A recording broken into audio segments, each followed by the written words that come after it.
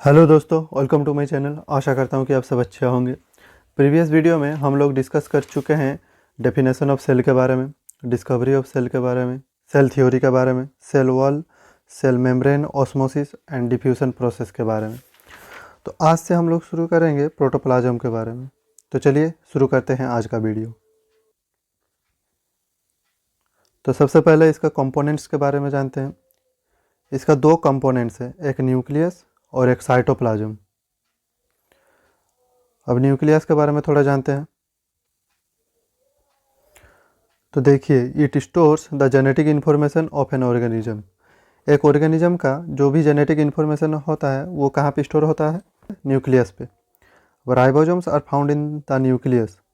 Ribosome कहाँ पे पाया जाता है? न्यूक्लियस पे। और राइबोसोम क्या करता है? प्रोटीन सिंथेसिस करता है। सिंथेसिस का मतलब होता है प्रोड्यूस करना। अब आगे बढ़ते हैं।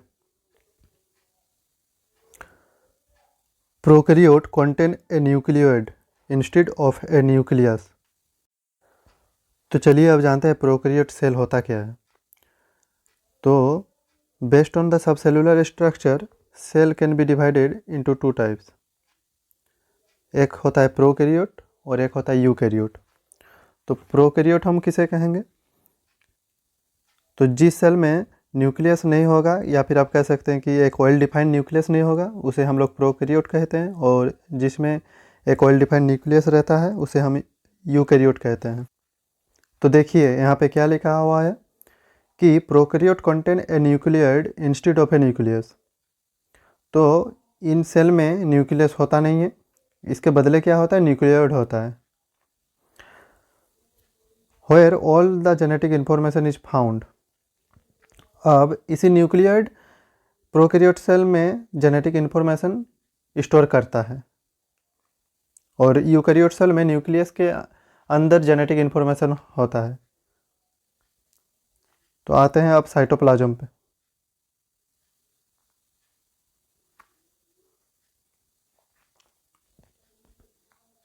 तो it plays a vital role in maintaining the environment and maintains the shape of the cell. अब इस साइटोप्लाज्म का मेन फंक्शन क्या है कि ये मेंटेन करता है अपना एनवायरनमेंट को, और एक सेल का शेप कैसा होगा इसको भी यही मेंटेन करता है।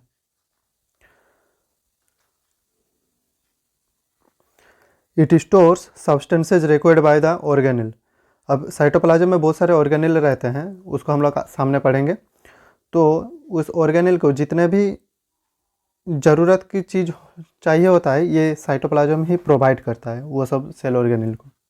तो चलिए अब न्यूक्लियस को डिटेल्स में थोड़ा पढ़ते हैं। तो देखिए ये इसका स्ट्रक्चर कैसा होता है? स्फेरिकल होता है। Found at the centre of the cell. कहाँ पे पाया जाता है? एक सेल का सेंटर में पाया जाता है। ये सेल का सबसे बड़ा स्ट्रक्चर होता है। इसे ब्रेन ऑफ द सेल भी कहा जाता है। और किस लिए कहा जाता है? It controls all the cell activities. से एक सेल में जितने भी एक्टिविटीज़ होते हैं उसे ये न्यूक्लियस ही कंट्रोल करता है, इसीलिए इसे ब्रेन ऑफ द सेल भी कहा जाता है।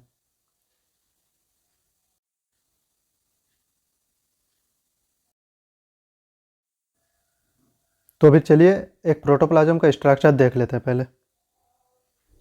ये हो गया एक प्रोटोप्लाज्म का स्ट्रक्चर। तो देखिए ये हो गया हमारा सेल मेम्ब्रेन जो हम लोग पढ़ चुके हैं। सेल मेम्ब्रेन के अंदर वाला हिस्सा क्या है? ये पूरा ये हो गया साइटोप्लाज्म। और एक तो सेल ऑर्गेनेल है, ये गोल वाला स्ट्रक्चर, इसे हम लोग कहते हैं न्यूक्लियस। अब न्यूक्लियस के अंदर क्या होगा? न्यूक्लियस के अंदर एक छोटा गोल स्ट्रक्चर रहेगा, इसे हम लोग कहेंगे न्यूक्लियोलास। एक छोटा सा गोल वाला स्ट्रक्चर होगा, इसे हम लोग कहेंगे न्यूक्लियोलास। और एक सूता जैसा फंसा हुआ रहता है या फिर उलझा हुआ, वैसा स्ट्रक्चर होगा कुछ इस तरीके से। उसे हम लोग कहेंगे क्रोमेटिन मटेरियल। और यहाँ पे जो ये सब डॉट डॉट डॉट स्ट्रक्चर दिख रहा है, ये सब सेल ऑर्गेनेल को रिप्रेजेंट कर रहा है यहाँ पे। तो चलिए अब देखते हैं एक न्यूक्लियस का स्ट्रक्चर।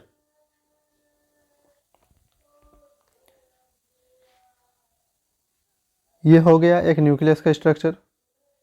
तो देखिए एक न्यूक्लियस का जो आउटर मेम्ब्रेन है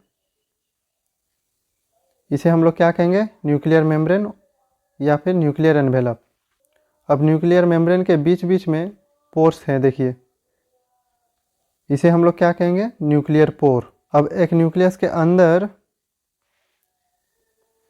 एक छोटा सा गोल स्ट्रक्चर रहेगा, इसे हम लोग क्या कहते हैं, न्यूक्लियोलस। अब यहाँ देखिए जैसे कि एक सूता फंसा हुआ है वैसे एक स्ट्रक्चर है, उसे हम लोग क्या कहेंगे, क्रोमेटिन मटेरियल। तो न्यूक्लियस इसका स्ट्रक्चर भी हम लोग देख लिए। अब चलिए कंपोनेंट्स ऑफ न्यूक्लियस देखते हैं। तो देखिए यहाँ पे इसका कंपोनेंट्स क्या क्या है, न्यूक्लियर एनवेलप या फिर न्यूक्लियर मेम्ब्रेन और न्यूक्लियोप्लाज्म। और न्यूक्लियोप्लाज्म में क्या क्या है, न्यूक्लियोलस और क्रोमेटिन मटेरियल। तो इसे डायग्राम में थोड़ा देख लेते हैं, आइए। तो ये हो गया न्यूक्लियर मेम्ब्रेन, और न्यूक्लियर मेम्ब्रेन के अंदर पूरा को हम लोग कहेंगे न्यूक्लियोप्लाज्म। इसको हम लोग पूरा कहेंगे न्यूक्लियोप्लाज्म। और न्यूक्लियोप्लाज्म में दो हिस्सा होता है, और एक हो गया न्यूक्लियोलस और एक हो गया क्रोमेटिन मटेरियल। इसी को यहाँ डायग्राम पे दिखाया गया है। तो आप समझ गए होंगे कि न्यूक्लियस के स्ट्रक्चर भी और कंपोनेंट्स के बारे में भी। आप कंपोनेंट्स को थोड़ा डिटेल्स में पढ़ते हैं, चलिए। तो सबसे पहले पढ़ते हैं न्यूक्लियर एनवेलप। तो इट कोवर्स न्यूक्लियस। तो हम लोग देखें कि न्यूक्लियर एनवेलप को न्यूक्लियस को कवर कर रहा है, composed of two nuclear envelope और मेम्ब्रेन। तो देखिए बहुत सारे सेल ऑर्गेनेल ऐसे होते हैं जिसमें मेम्ब्रेन होते नहीं हैं, विदाउट मेम्ब्रेन होते हैं, जैसे कि राइबोसोम, सेंट्रोसोम। बहुत सारे ऐसे भी होते हैं जो सिंगल मेम्ब्रेन से बाउंडेड होते हैं, जैसे कि Golgi body, lysosome, endoplasmic reticulum. और बहुत सारे ऑर्गेनेल होते हैं जिसमें दो मेम्ब्रेन होते हैं, जैसे कि माइटोकॉन्ड्रिया, प्लास्टिड, न्यूक्लियस। तो दो सिंगल मेम्ब्रेन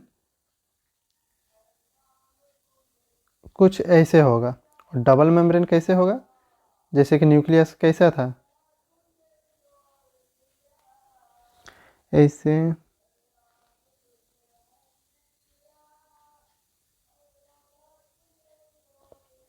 इस तरीके से था, दो मेम्ब्रेन था, एक मेम्ब्रेन ये हो गया और इधर एक मेम्ब्रेन। तो इसे कहते हैं डबल मेम्ब्रेन। थोड़ा सा और एक बार डायग्राम देख लेते हैं, चलिए समझ में आ जाएगा। तो देखिए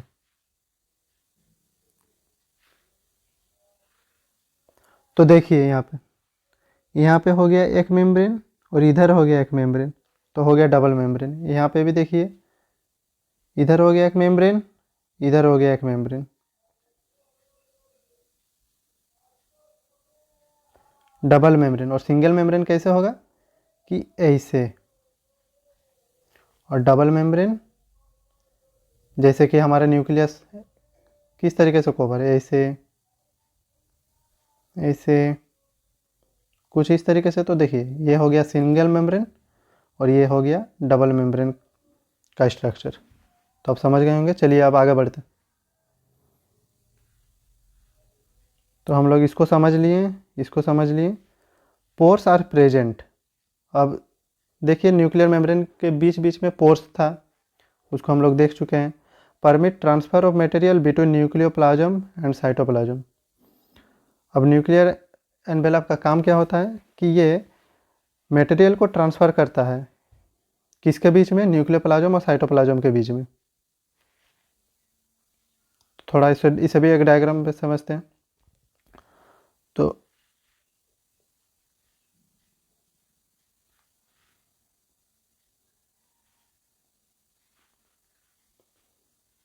तो देखिए ये हो गया न्यूक्लियर मेम्ब्रेन, और ये पूरा हम लोग क्या पढ़े कि साइटोप्लाज्म है। तो और न्यूक्लियर मेम्ब्रेन के बीच बीच में क्या है, इस सब में पोर्स है। तो इसी पोर्स की वजह से मटेरियल को ये ट्रांसफ़र कर पाता है साइटोप्लाज्म से इसी पोर्स के थ्रू चल जाता है न्यूक्लियस के अंदर, और न्यूक्लियस में जो भी मटेरियल होता है उसे इसी पोर्स के थ्रू ये ट्रांसफ़र करता है साइटोप्लाज्म में। तो यही चीज़ यहाँ पे बोल रहा है। तो चलिए अब देखते हैं आगे। अब न्यूक्लियर एनवेलप हम लोग पढ़ लिए, अब न्यूक्लियर प्लाज्म पढ़ते हैं। Nuclear plasm it covered by nuclear envelope.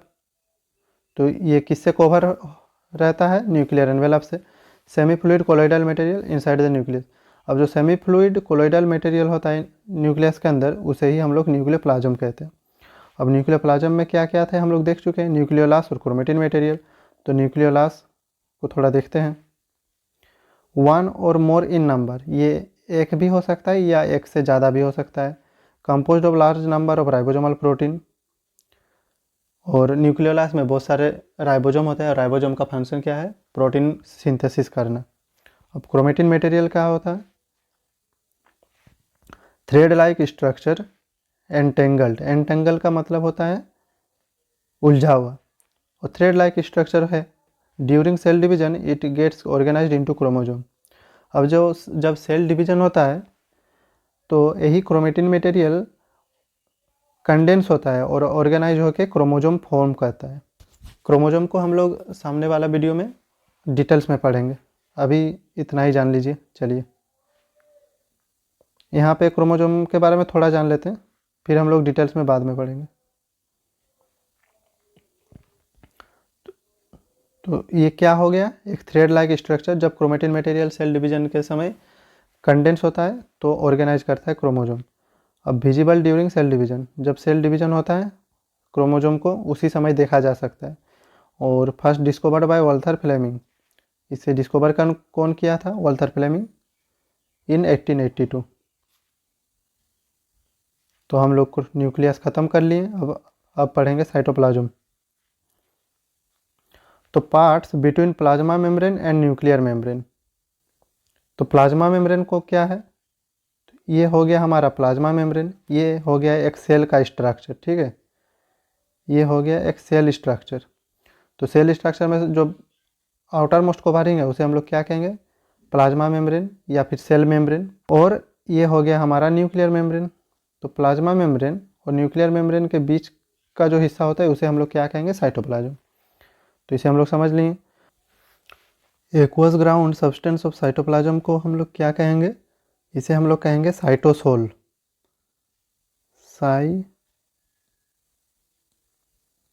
इसे हम लोग क्या कहेंगे? साइटोसोल। ये साइटोप्लाज्म में एक्वस सब्सटेंस होता है, इसे हम लोग कहेंगे साइटोसोल। और cell organelles are in cytosol. और जितने भी सेल ऑर्गेनेल्स रहेंगे, जैसे कि mitochondria, plastid, Golgi body, endoplasmic reticulum, ये सब यहाँ पे जो लिक्विड मटेरियल होगा उसी में होगा सेल ऑर्गेनेल। जितने भी सेल ऑर्गेनेल्स है ये सब साइटोसोल में ही होगा। तो इसे भी हम लोग कवर कर लिए। तो यहाँ पे आप लोग बताइए तो कि ये एक प्लांट सेल है कि एनिमल सेल है?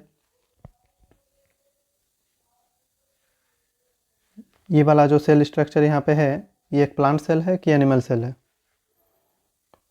तो ये हो जाएगा एक एनिमल सेल। अब इसे कैसे हम लोग समझ लिए कि देखिए यहाँ पे आउटर मोस्ट कवरिंग क्या है? ये है। और ये क्या है? सेल मेम्ब्रेन है। पर प्लांट सेल में आउटर मोस्ट कवरिंग क्या होता है? सेल वॉल होता है। और सेल वॉल के अंदर एक होता है सेल मेम्ब्रेन। तो ये हो गया एक एनिमल सेल। तो चलिए आज का वीडियो यहीं पे ख़त्म करते हैं। तो अगर मेरा वीडियो आप लोगों को हेल्पफुल लगे तो please like and share this video. मैं टॉपिक वाइज हर सब्जेक्ट को ऐसे ही कवर करने वाला हूँ। ऐसे ही और इन्फॉर्मेटिव वीडियो देखने के लिए please subscribe my channel and press the bell icon. Thank you.